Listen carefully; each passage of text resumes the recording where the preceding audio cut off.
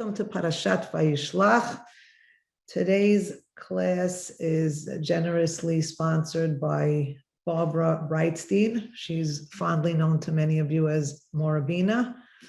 She's sponsoring it in memory of her beloved mother, Faiga Baila Bat Shlomo Florence Saltz, on her 18th yahrzeit. She was a woman who was warm, witty, and wise. What's better than the three W's? We're going to talk today about having all of these positive attributes and how we can try and tap into them. So I think the best thing is to start at the very beginning. Parashat Vayishlach starts out in chapter 32 of Bereshit in verse 4. Before we go into the text, I just want to give you an overview because we may not get a chance to go into a lot of these details, but I want to tell you some of the themes that take place in the Parashah. It starts out with Yaakov sending messengers, possibly actual angels, to his brother, to Asav, possibly to appease him. He positions himself as the servant. He positions Asav as the master. And he's in fear that Asav coming to greet him with 400 men means war. He prays to God. He asks God to save him. It's possibly the first recorded prayer of its type. On his way, he ends up being detained. He's left behind. He wrestles with a mystery person or angel as well. And he gets a name change there. He comes out of that story limping. We do have the reunion, which we're going to speak about with Asav, which ends up very surprisingly to the new reader, it ends up being a peaceful reunion. From there, he goes to Sukkot, and then we have the story of Dinah in Shechem, getting taken by the prince, and Shimon and Levi, her brothers, retaliate by decimating the city, killing all the men.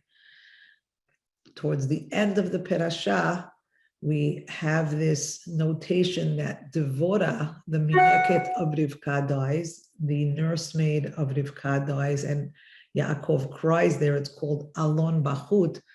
We believe that that may have been he was crying for Rivka herself, but it states that Devorah dies there. Soon after, Rachel dies in childbirth to Benjamin. She names him Benoni, but Yaakov changes his name to Benjamin. And after Rachel dies, we have the story of Reuven with Bilhah, possibly sleeping with her. There's a pause in the text, so we're not sure what to make of it. But by the end of the Parashah, we also have Yitzchak passes away. And then the end of the Parashah has Ele Toldot. This is the genealogy and the family or the offspring of Edom, of Asav, is the one that is recorded. For next week, stay tuned. We'll see how we could possibly get together because Thursday is Thanksgiving. So maybe we'll be able to have a class on a day previous to that next week. I'd hate to go through the Yosef story and miss that. So stay tuned and let's see how we could hopefully get together. So that's just an overview. So let's start with the first word, Vayishlach. Vayishlach Yaakov malachim lefanav el Esav. Yaakov is sending messengers or angels before him to Esav achiv, to Esav, his brother, Arza Seir Sede Edom, to the land of Seir, which is in the field of Edom. Before we do anything, I believe the Torah is setting a tone for us with this word Vayishlach. There are 3 parshiyot in Torah that have this shalach word. We have our parasha Vayishlach, to send, where Yaakov is sending messengers. We have parashat Beshalach, where Paro is sending the Jewish people out of Egypt. And then we have the parasha of Shalach, which is where Moshe sends spies. And so I'd like to suggest that every one of these parshiyot that starts with this word Shalach has some kind of element of fear.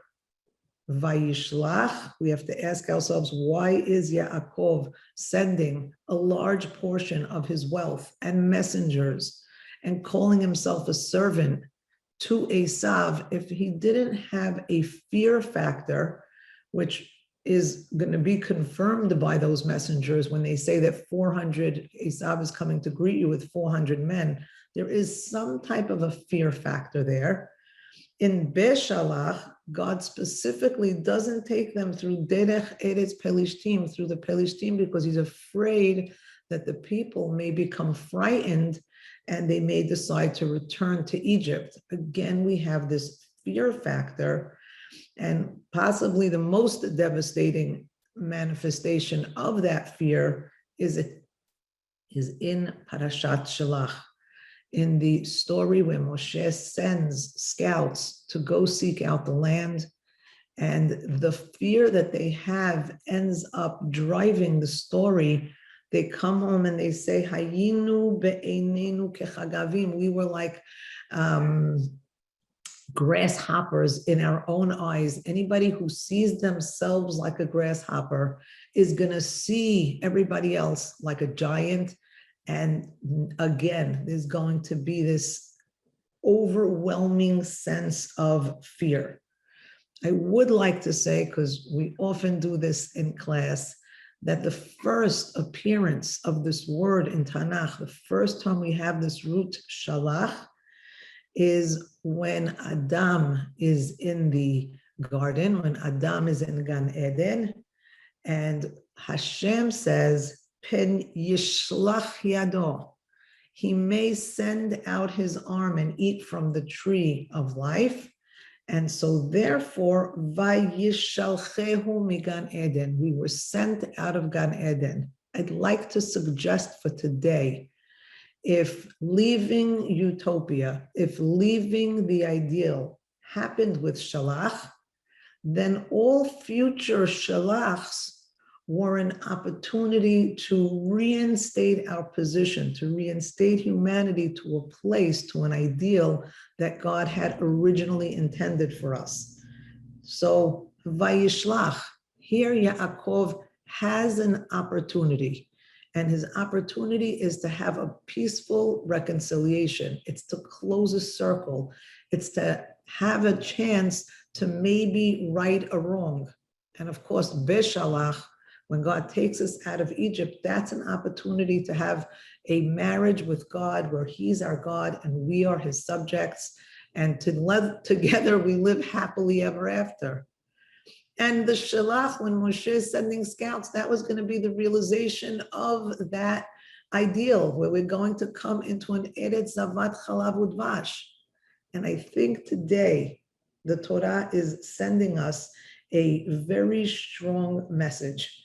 And the message is going to be, what happens when we allow for paranoia, for fear to rule us, to govern us, to force us to make the choices that we ultimately make?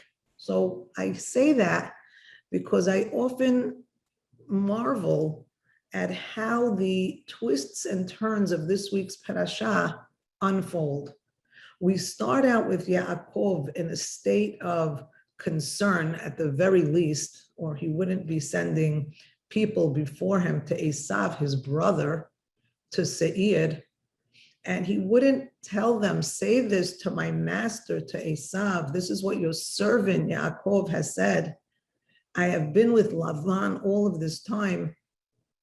Va'echad ad ata, I have either tarried or I have been in the background, or I have been delayed all of this time. A lot of the commentaries are not happy with Yaakov at this point.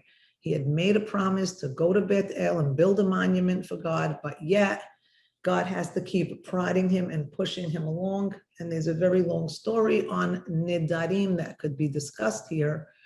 Another theme besides the paranoia is going to be the procrastination. And I think that there's a similarity that procrastination may also come about from people who have unrealistic fears. So we'll talk about all of those things, but the way the story unfolds, if we only read these first few Pisukim from the Torah, and we read verse 7, where the messengers come back to Yaakov and they say, we came to your brother, to Asav. And this is where you hear the music in the background. Dun, dun, dun, dun. You hear everybody get so scared when they read this. Or at least Yaakov got very scared. It says, V'gam holech likratcha. He happens to be, coincidentally, we went to greet him, but it turns out he is coming to greet you with 400 men. And every commentary under the sun decides that that is an act of war. When you're coming to greet your brother and you're bringing 400 men, it can't symbolize anything other than an act of war. And Yaakov reacts to that. And his reaction is he splits up his people, his machane, his camp. He splits up the animals, and he splits up the sheep and the cows and the camels into two separate camps. A lot of this, I'm hoping that you're integrating what we've learned in the past about this splitting, where Yaakov's entire quest has been to become whole, has been searching for Shelemut, has been searching. He wants to come back to his father's house of Bishalom, he tells God. I want to be whole. I want to be whole with my family. I want to be whole with myself.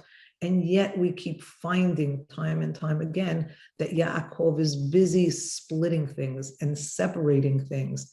And here he's separating his camp, so much so that he says these chilling words. If Asav would come to the first camp and attack it, then at least the second camp will survive. He's hedging his bets. There's only a certain amount of life vests. And he's saying, I only have half the life vests. It's so scary. It's such a scary selection. Who's going to live and who's going to die? Because his premise is that Asav is going to attack. So he's looking to minimize the danger. And in this process is where he comes, and I think this is possibly the most beautiful part of the whole parasha.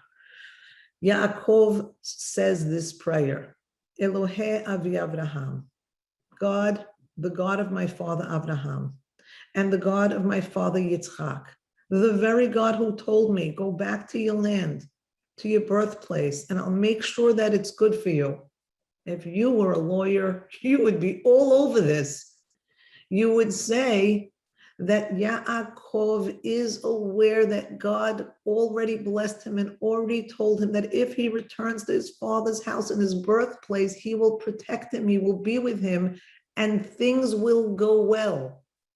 And this is where it just is such an eye-opener for all of us. This is a lesson for us. He continues, and he says, so I'll just stop and clarify that point.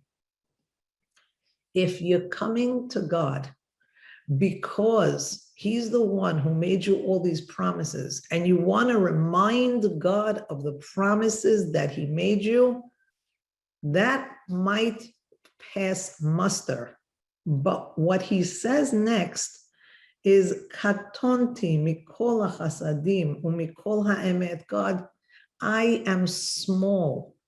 I usually interpret this katonti mikol hachasadim to mean that all the chesed that God has done for him has actually diminished him.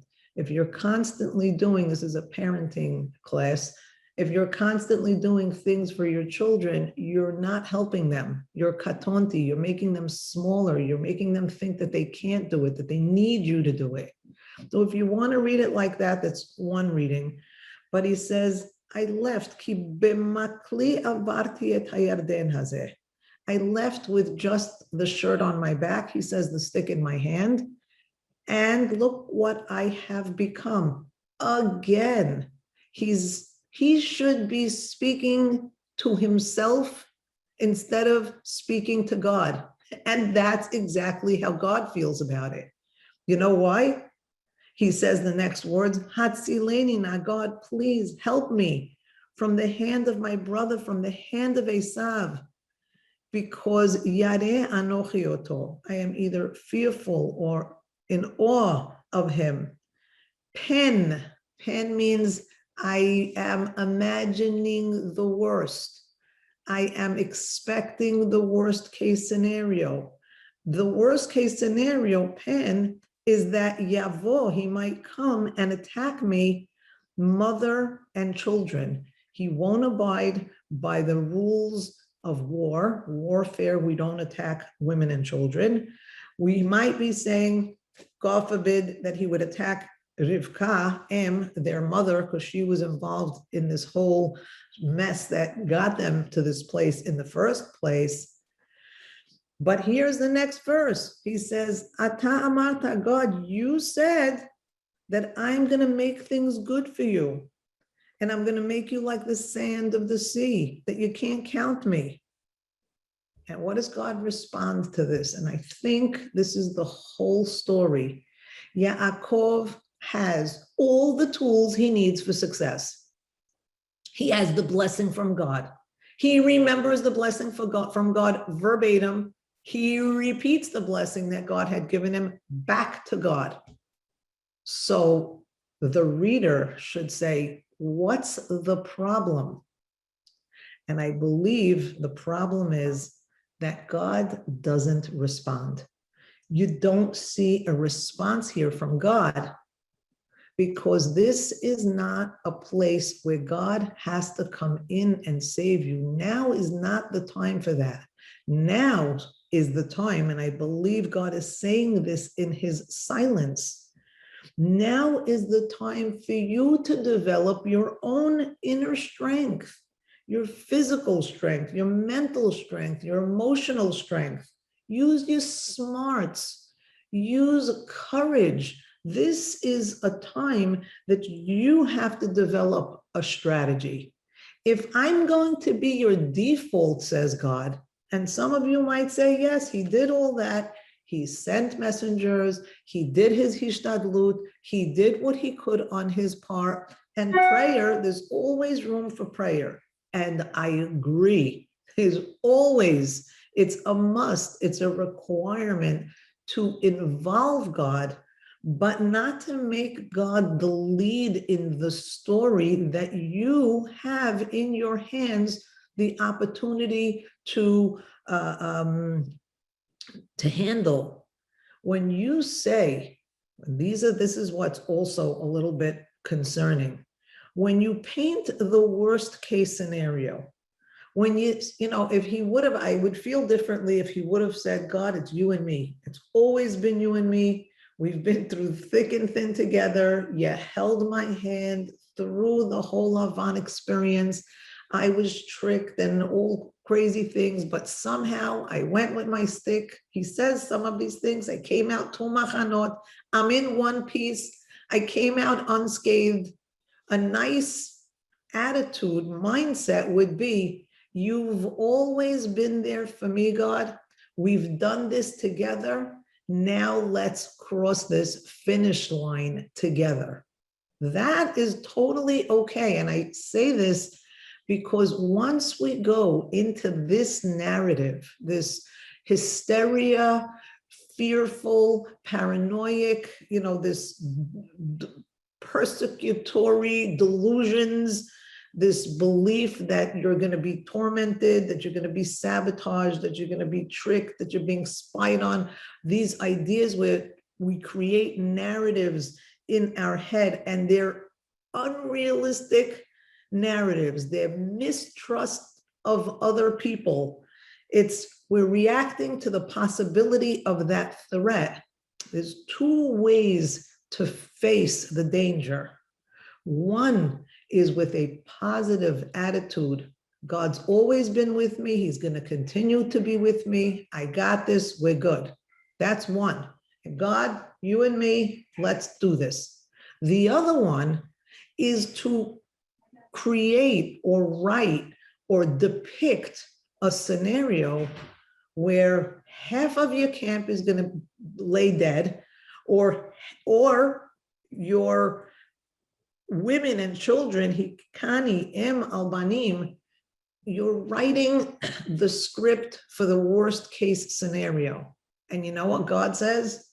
If that's your narrative, I'm out. I don't want to be part of this narrative where I'm fixing your worst case scenario. Why don't you write a good narrative? I'm happy to play a starring role, says God, when you're going to create a scenario where everything is going to be according to the blessings that you yourself quoted I gave you. Why aren't you drawing on those blessings and keep it in the positive? It's a small little detail. It's a small little change in the way we see things. But I think that is going to be the entire story. And one of the things that we are going to have to do, Yaakov is going to have to do, and I think it's possibly for people who live in fear or live in mistrust, maybe a healthy thing is to start to see things from another perspective, and maybe from the other person's perspective. I've written in the past about the Yaakov Asav conflict. And I had given a lot of, shown a lot of literary markers in the text, in this particular story. And maybe it's pays to just revisit for a minute the idea that Yaakov was so panic-stricken, and I'm going to double down on this by saying that it was not rightly so, that it was not okay for him to be in the level of fear that he was, because ultimately when the story unfolds, everything ends up peaches and roses. Everybody ends up happy. There's hugging, there's kissing, there's please my brother, let me escort you, I'll carry your babies if they're too small. We don't see a hair on Yaakov's head being touched. We only see a peaceful violin music reunion. That's what we see. So sometimes we have to go to the end and then go back to the beginning and say, so wait a minute, why was Yaakov so worried? And you'll tell me, and if we were live, you would say, well, Asav did say he was going to kill his brother. And I'd like to suggest and remind us that Asav was a hunter. If he wanted to hunt down Yaakov, he didn't need to call in the Mossad or the FBI. He could have done it in 4 seconds. He knew where Yaakov's mail was being forwarded. He knew exactly the coordinates of Lavan's house.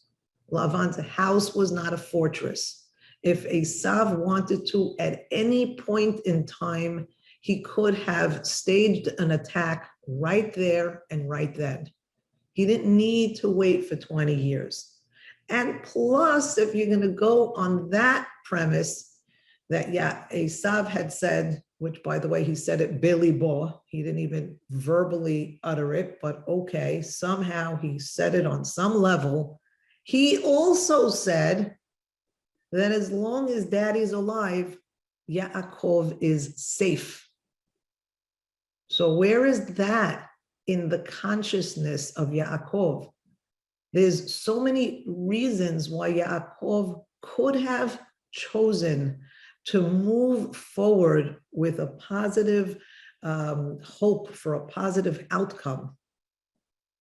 And yet the question remains, why was Yaakov so panic-stricken? So I had suggested that in this story of Yaakov and Asav and their reunion, the name, the word ach, achiv, brother, appears exactly 7 times. And every time that word for brother appears, every single time, the brother is always Asav. Now, I'm going to go on a limb here and say, maybe what Yaakov was doing was he was seeing Asav, the hunter, the one who deals with meat all the time. Maybe he was seeing him like Cain, like the brother in the relationship of Cain and Hevel, where one brother is going to kill the other brother and actually kills him. And in that story, what Yaakov did is he cast himself as the innocent victim Hevel, and he cast Asav as the aggressor, as the Cain killer type person. But there's one thing that we need to do as well, because I told you the Torah is filled with literary markers. If we go back to the story of Cain and Hevel, we'll see something fascinating. In that story, the word brother also appears exactly 7 times. And in that story, the brother, every single time, is Hevel. So Asav is the brother in our story, and Hevel is the brother in his story. Meaning that maybe the Torah is telling us, stop seeing Asav as Cain. Asav here is the victim. Asav is the one that was wronged. Asav is the one by Yitzhak tze'aka gedola umara ad me'od. He was the one who yelled out in anguish. And we started to say that we have to see things from the other person's perspective. And it's not easy to actually imagine if you're Yaakov to say, holy moly, wait a minute, all this time I was biting my nails and shaking and expecting for the shoe to drop, for Asav to point his bow and arrow at me and shoot me straight to the heart. That's what I've been expecting all of this time. And of course, when that is the image that you conjure of the other person, it's going to make you fearful. It's going to make you constantly looking over your shoulder. It's going to make you feel threatened 24/7. And it's going to be uncomfortable to even consider for 10 seconds that maybe all along you were the one that was the aggressor. You were the one that took your brother's clothes. You were the one who stole his identity. You steal a person's identity, you're killing them. When you take a person's identity, you're taking them, you're taking who they are. It's a form of murder, so to speak. I can't come up with another way to describe when you say that you're somebody else, you're negating the existence of that other person. So maybe, Yaakov, maybe the Torah is telling all of us, we need to really look strong and hard at when we're feeling that somebody is out to get us, especially, and the Torah says it over and over, especially if that other person is our brother. Achiv, achiv, achiv. That's the word that keeps being used over and over again. And so then we have to say, wait a minute. What would cause Yaakov, if you took him to a therapist, how did he get this way? How did he become so mistrusting? And then it's not hard to connect the dots. Maybe the Torah is warning us and telling us, when you're not trustworthy, when you're not truthful, when you're not direct, when you're a person who's going to mislead, be very, very careful. Because if we are not trustworthy to others, then it becomes very difficult for us to trust in our own selves. And one of the emotions that's attached to this paranoia is a low self-esteem. On some point, if we don't respect ourselves, we're going to get to this place where we feel that other people are also feeling about us the way we now feel about ourselves. And so one of the things that the Torah is going to define for us and prove to us very clearly, look, there's going to be different times in our lives. Right now, Yaakov is in a dark place. He's in a place where he's afraid to fail. He's in a place where his life and his family, everything is riding on this reunion. And the Torah wants to remind us as well today that very often failure precedes success. And it shows it to us time and time again, whether we start in a world that's tohu vavohu and we end up with our creation, whether we start from darkness and we move to light, whether we start in forms of chaos, like the animals are created before the humans, the 6 days are created before Shabbat. Asav himself, who represents chaos in the rabbinic world, he precedes Yaakov. The 70 nations are established before Eretz Israel, or the Jewish people are established, and exile precedes redemption. We saw it from Egypt, and we will see it b'mhera b'yameinu. Hopefully, we will see it again.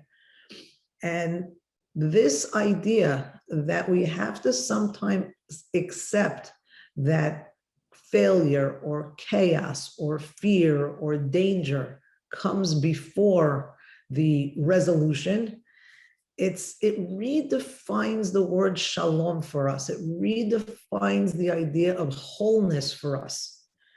Wholeness in this week's Perashah, for instance, in chapter 33, verse 18, takes on a whole new meaning. After Yaakov meets up with his, and has the reunion with Asav, it says, Vayavo Yaakov Shalem Ir Shechem.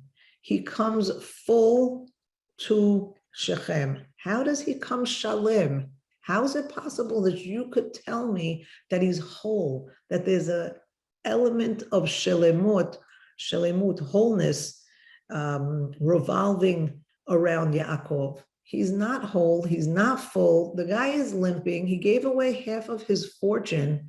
He went through a trauma. What does that mean? It redefines wholeness for us in our lives.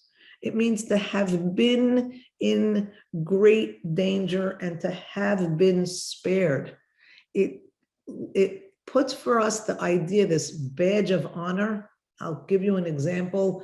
Today, you hear a lot of talk. People are taking tests. They want to see how many antibodies they have. And depending on the number of antibodies they have, that people are wearing it around like a badge of honor. I have this many, I have this many. Because the more antibodies you have, it might describe the amount that you suffered or the intensity of the virus that you had to fight, and therefore you needed to create that many antibodies. If we tell a story, for instance, we like to embellish the dangerous part. We like to embellish the part that says, it was really a close call, and everything gets exaggerated on the danger part, so that the part where we're magnifying the danger so that the part of being saved is that much more exciting. According to the level of danger is the level of excitement for having been spared. And we do this and we tell these stories because on some level, we don't just take pleasure. Everybody loves a success story. Everybody loves to tell a story if they were sick or they had a close call or they were in an accident or whatever it is that they went through. They love to tell the success story that follows it. And maybe one of the thrills that is connected with telling about that success story is it makes us feel whole again. And it reinvigorates our belief that we can be saved, that happy endings can happen, that best case scenarios can take place. You know, with the boring stuff and the bad stuff, that tends to fade from our memories. What we most remember are the exciting experiences. Those are what endure in our mindset. And so we have here this story. Let's go back to Yaakov and ask ourselves, what was he thinking? Let's go, I'm going to go back to where we were towards the beginning of our parasha. So he says, let's talk about, he uses these words. Let's go to Pasuk 21. Ve'amartem, he's giving instruction to his messengers, and he tells them, Gam hine avdecha Yaakov acharenu. Also, your servant Yaakov is behind us. This word va'echad ad ata, acharenu. There's this sense that Yaakov is always in the background or in the back. He's not leading from the front, he's leading from behind. There are a lot of, the verdict is not out 100% on the best leadership, the best form of leadership. I'll give you a few examples. David HaMelech, for instance, he always went at the front of his army. He was always at the forefront. As opposed to, I'll use Paro, since we used him in Beshalach. I'll use Paro as an example, the famous Midrash that says he sent all of his chariots in front of him, and when the water closed in on them, he didn't die because he was at the very end. He let them all go ahead and he stayed in the background. I think one of the messages as well that the Torah is going to tell us here about Yaakov is that he also had this procrastination. He had this, well, we know he had it because he doesn't go right back to Beth El. He doesn't move. It's hard for him to move forward. And part of difficulties in moving forward is having a pen mindset, a mindset of the worst case scenario. For instance, with Binyamin, he doesn't send him to Egypt. Pen yikra'enu ason. Maybe something bad will happen. When your mindset is the worst case scenario, then what comes together with that is fear of moving forward, because if I move forward, then I might fail, then something bad might happen. And so here he says, so say this to Asav, Achapara panav bamincha. I think this is Yaakov's form here of recognizing that he is going to do a kapara, that he needs to change something. He needs to change himself. We had discussed last week in a big way where he no longer had the luxury of being the man in the tent, the ish ohalim, the one who's internal, the one who's fully, we said an ish ohalim is a person who's very thoughtful, who's studious, who is intellectual, who uses the upper brain, who uses the mind, who manages things with just his thoughts, as opposed to the instinctual person that we compare to being Asav. We said Asav has to, if you're going to be a hunter, you have to be have very sharp and clear and quick instincts. And so if Asav was the instinctual one and Yaakov was the intellectual one, and they were brothers, and they were twins, and they were intended to le'om mile'om ya'ematz, that they were intended together to reach this level of greatness and accomplishment. Yaakov has to pick up where Asav left off, and Yaakov has to develop that part of himself that is instinctual, that is emotional, that does operate from the heart rather than just the brain. And here, Yaakov is going to have this crazy scenario in verse 25. He passes everything in front of him. Vaya'avor et ma'avar yabok. Everything is going to go vaya'avirem. He passes his family over the Nachal. Vaya'aver et asher lo. He's passing everything. This is again, everything's going in the forefront, and Yaakov is staying in the background. Vayivater Yaakov levado. And Yaakov now remains levado, with himself. Vaya'avek ish imo. This is one of the most cryptic stories that we have in Torah. There is a man, we don't know where he came from or what he's doing in this place, because it says that Yaakov was levado, by himself. You can't be by yourself and with a man. And therefore, a lot of the commentaries come and say that Yaakov was actually wrestling with his self, with maybe another part of himself, an aspect of himself. Some people say that he was wrestling with the angel of Asav. Maybe he was wrestling with him here in this format, so he wouldn't have to wrestle him live.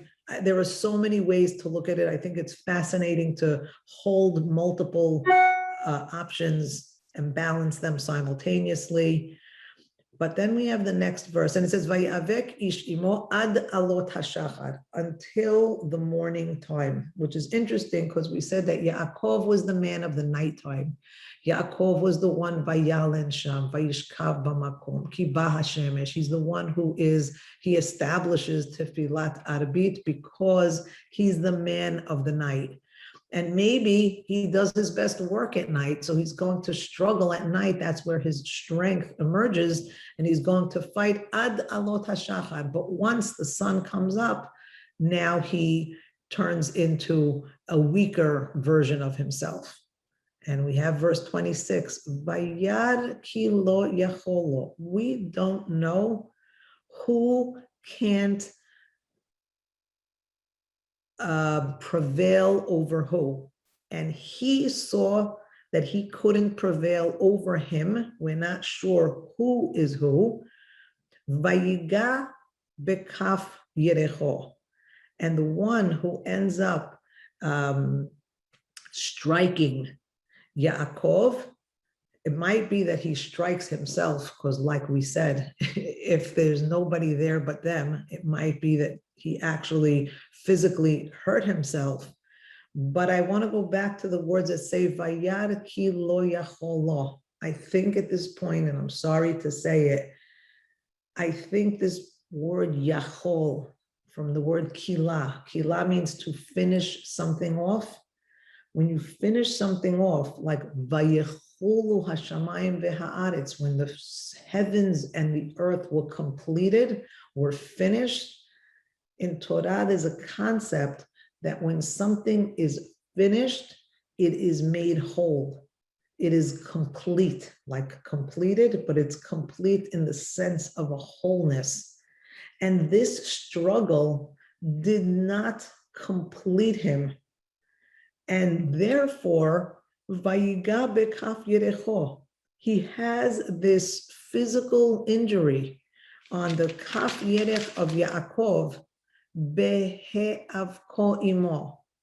The injury might actually be a way, as we had said earlier, that sometimes either failure or chaos, or in this case, pain, might actually be a precedent to becoming whole. As crazy as it sounds, the limp that he's going to incur is going to have him become finally shalem in a couple of verses.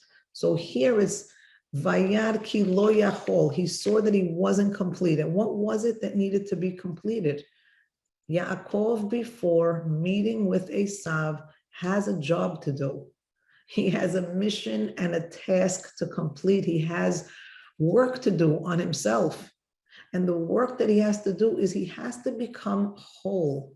And that is that his emotions and his thoughts have to really come together. And I say that because part of the paranoia is that the emotions ran rampant and didn't allow for the thoughts to temper them. Where were those thoughts that God said he had them, but they weren't balancing the emotion. The thoughts that needed to rule the day were that God made him promises. The thoughts that needed to rule the day were that Asav hasn't harmed him until now. So why would he harm me now if daddy's still alive? Those kinds of thoughts that we could have, they're logical thoughts that we're capable of having when we're at peace emotionally. I think the Torah is saying, if you're not going to be at peace emotionally, then you're going to be compromising your ability to think intellectually. I don't think it's rocket science. I think we see this all of the time. And now in verse 27, Vayomer shalcheni ki Allah hashachar. We believe from the context, but of course, what's beautiful is it's so ambiguous as to who's saying what. And maybe one of the reasons for that is because there's only one person speaking. It's an internal voice. Yaakov, part of him is saying, let me go. And the other part is saying, I'm not going to let you go until you bless me. And if this is indeed an internal conversation, then we wouldn't need to know who is speaking because it's the same speaker the whole time. It's just different parts of his self with a capital S that are speaking. And so maybe one part is saying, Shalcheni ki Allah hashachar. Maybe one is saying, I need to go into the light. I need to get out of the ohel. I need to become external. Let me go. I don't want to just be in the dark. I don't want to just be Yaakov, who's could reign at night, and that is his greatest strength. Shalcheni ki Allah hashachar. I want to go out into the morning. I want to experience this going out. Vayomet, and the other part of him, this is possibly an internal struggle.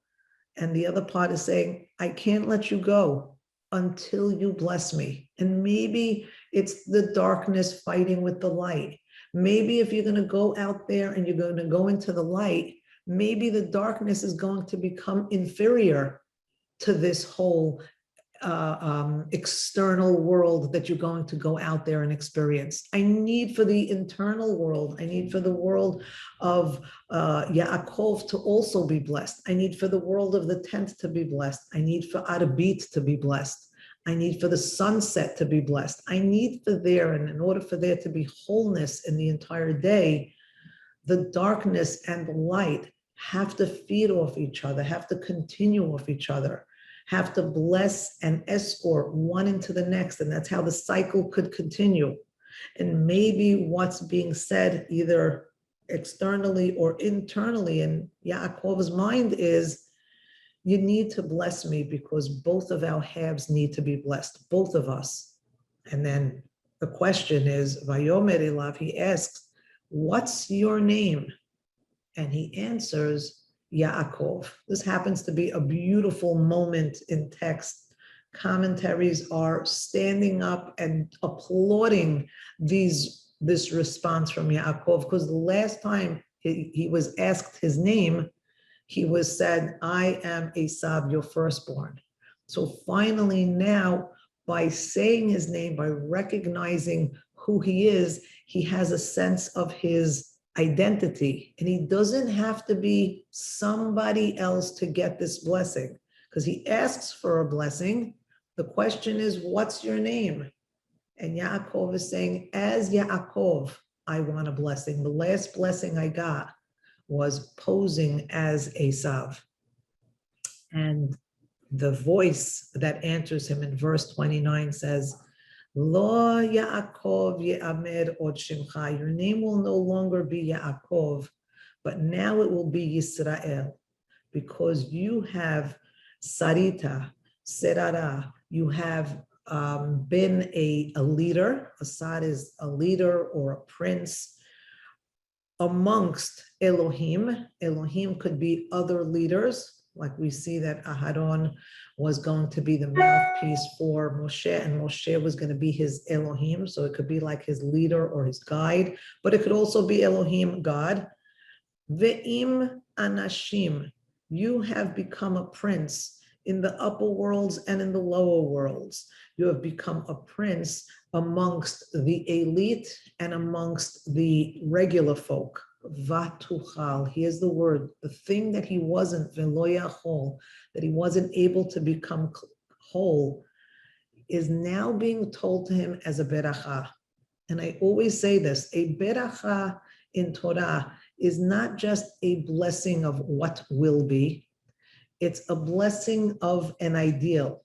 It's stating of what can be if you recognize your greatness. And maybe this beracha is for us to realize, it's like the Dorothy, everything you always needed, you always had, you're in search for all of these things, but you've always had them within your grasp. And maybe what's being said here to Yaakov is, as long as you see yourself as only Yaakov, as long as you see yourself as the one who has to hold on to somebody else's heel in order to come out, back to the always in the background, always, 2 steps behind, you could see yourself, we could all, must all re-identify ourselves constantly. We give ourselves names and we give ourselves labels, and those are okay. But if those names and those labels are going to limit us and limit what we could accomplish, then it's no longer okay. And so we have to constantly reinvent ourselves.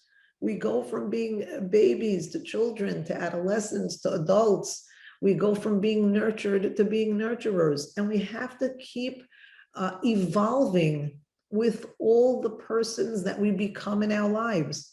And sometimes evolving means redefining who we are and recognizing our strengths in our new roles, and not telling ourselves, I can't do this and I can't do that because I'm stuck in a former version of myself.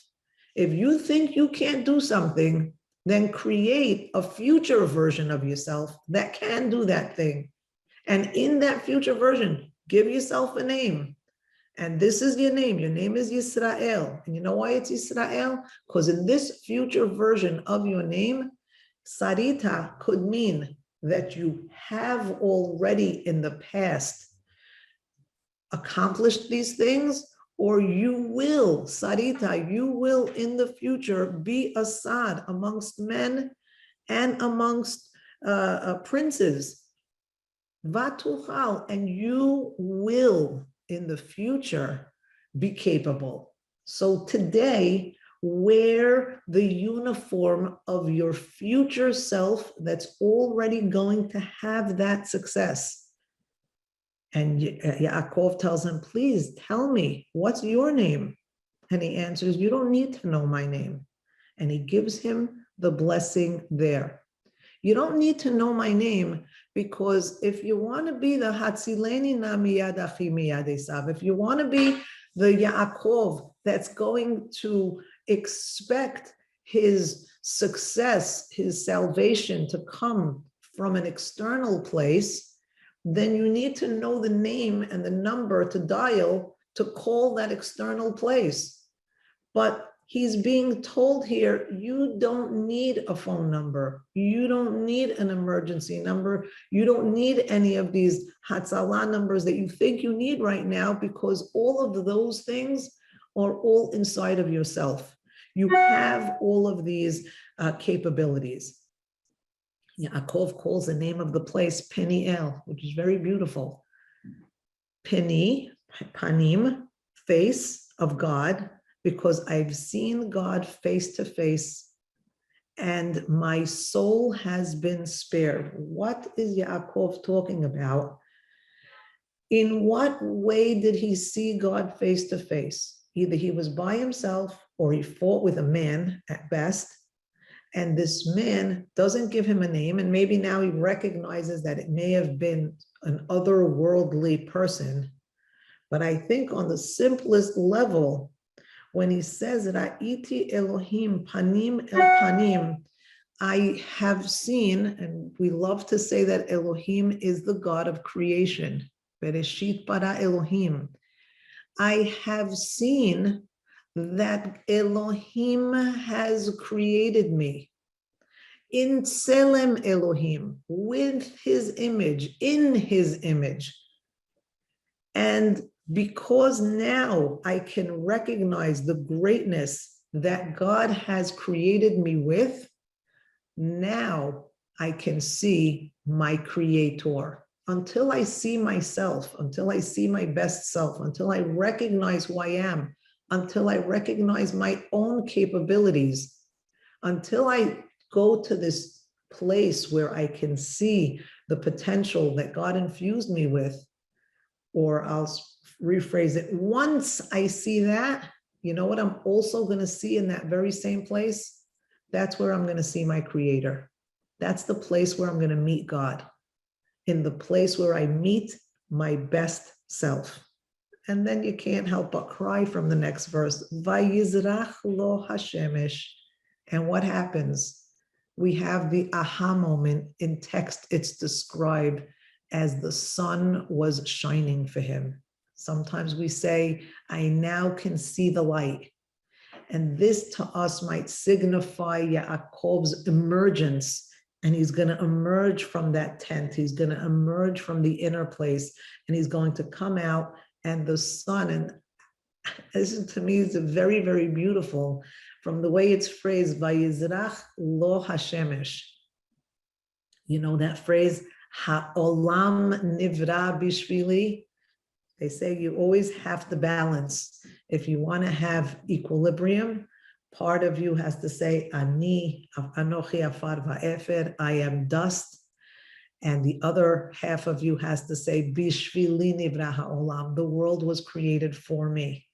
And so we went through the katonti mikol chasadim. We went through the Yaakov not believing in himself and not having the strength to believe in his own potential. We went from there to Vayizrach lo hashemesh. When the sun was shining, bishvili nivra. It's as if the sun was shining exclusively for him. Vehu soleah. Despite the fact that he was limping, he may have been physically maimed, but he was spiritually emboldened, spiritually built up. Anyway, just to finish off our story and bring it full circle, when they do meet Asav, and I just want to say this because you will, I hope you're reading the Perashah on your own and read as many commentaries as you can. It's beautiful. Many of them are very down on Asav, and they take this story and they portray it as Asav having had horrible intentions.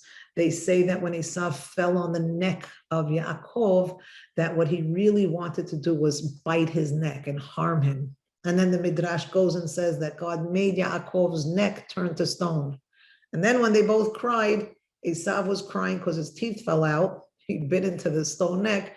And Yaakov was crying because his neck was of stone. So you'll read a lot of these Midrashim, which are very interesting, but keep in mind, bear in mind that they were created at a time where Edom, where we believe the Romans, for instance, are the offspring of the Edomites, where they were persecuting Jews, where they were enemies who did the greatest atrocities to the Jewish people. So with that mindset, they're going back to Asav and imposing everything that Asav's future generations did to the Jewish people, they are rewinding it and bringing it here to the present day. I suggest that at this point, this was all a growth process for Yaakov, for him to become Yisrael, for him to become Asad. And I think that Asav plays a minor role in the story. He may have originally played a major role in Yaakov's mind, but a lot of that was so that Yaakov could come to the realization that, you know what, if I could fight to the point that I don't know who's who, that rumble tumble where nobody, you can't tell whose leg is whose and whose arm is whose, like a rumble. If Yaakov could walk out of that alive, it's an experience for him to be able to say, if I could fight whatever that was, and I think he believed it was something otherworldly, then I should not be worried of Basar Vadam. I should not be worried about Asav. Sometimes God gives us these trials and we pray to succeed and become whole through them and become healed and better, because having, the old, what doesn't kill you makes you stronger. Having come out of something unscathed helps us have confidence for the next situation. And that is life. It's going to be one story after the next. I'm going to end with the most unusual part of Al Perashah, and that is at the end of the story. At the end of the Perashah, it talks about Bnei Asav in chapter 36. I'll just take 2 minutes and close. Ele toldot Asav hu Edom. In case we weren't sure that Asav Ha'admoni was Edom, it states it here clearly. And it goes on to speak from one kingdom to the next kingdom. And it continues for 7 kingdoms rise and 7 kingdoms fall, and each kingdom is followed by another king. It sounds as if what's going on in the camp of Edom is that these men appoint themselves as king and wear the crown, and in order for somebody else to rule, then his successor has to dethrone him and take his position and put the crown on his head. It's like 2 kings can't wear 1 crown. It's set in a very, if you'll read it, it's pretty interesting. The most interesting thing about it is that there are 7 kings who rise and fall, and it isn't until the 8th king that they stop and they don't tell about his fall. And I'd like to suggest that the 8th king that is going to be mentioned, if you want to see in verse 39, it says, Vayamot Baal Hanan ben Achbor, Vayimloch Tachtav. It says, and he ruled under him. That's what had been happening. Each one had been dethroning the other one. Hadar. And the name of his city was Pa'u. And now we have this unusual thing that we had not seen before. And for the ladies in the group, you'll like this. Veshem Ishto Mehet Havel. She's the daughter of Matred Bat Me Zahav. And these were the names of the chieftains of Asav.